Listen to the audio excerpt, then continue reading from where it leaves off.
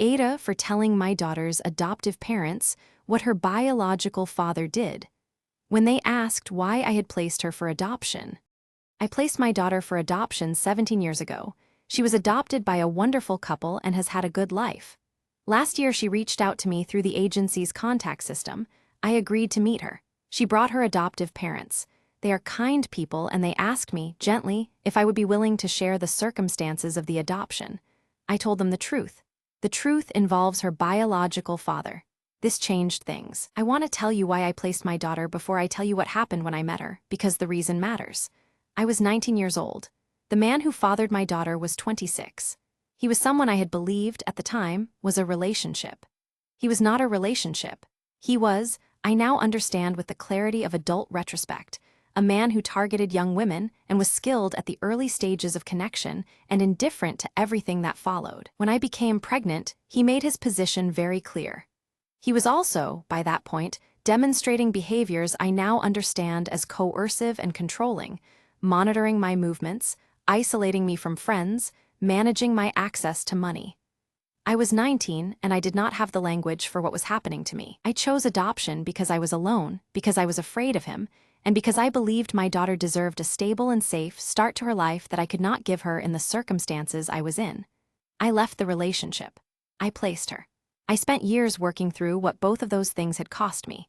When my daughter found me, I was 36 years old and a different person in most of the ways that matter. I agreed to meet her. I was prepared for it to be difficult. I was not fully prepared for how moved I would be by her. She is 17 and brilliant and has her grandmother's eyes.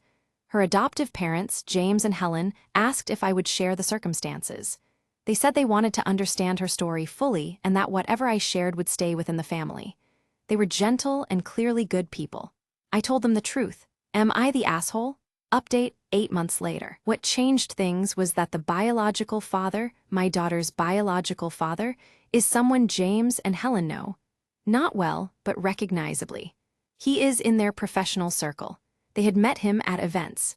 He had never disclosed to anyone in that circle that he had a biological child. James and Helen absorbed this information with the composure of people who have been good parents for 17 years and have learned, I think, to process difficult information in front of the child they love.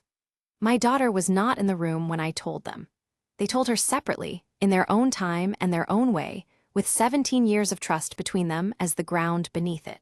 My daughter has asked to meet with me again. She has also, through her parents, indicated that she does not wish to meet her biological father and that she would like her wishes respected. I have communicated this through the agency. James and Helen have not done anything with the information about the biological father's professional circle. That is their decision to make, and I have not asked them about it. I am in a very careful, very new, very significant relationship with a 17-year-old who has my grandmother's eyes and who came from a terrible beginning and has become, somehow, someone remarkable. I am grateful every day that I told the truth when they asked. NTA or ITA?